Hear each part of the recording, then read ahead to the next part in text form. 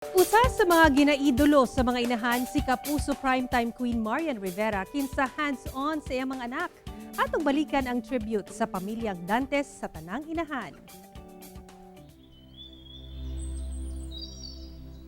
Ang aking mga kamay ay sanay sa paggawa ng maliit na bagay.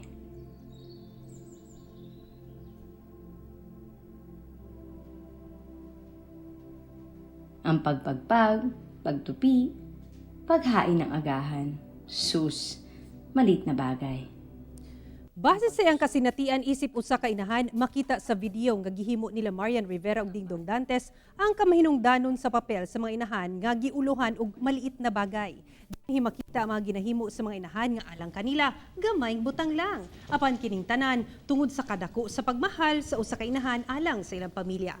Sa Instagram account sa pamilyang Dantes makita usab nga usa ka hands-on mom si Marian sa ilang duha ka anak ni Dingdong nga sila Zia ug Ziggy.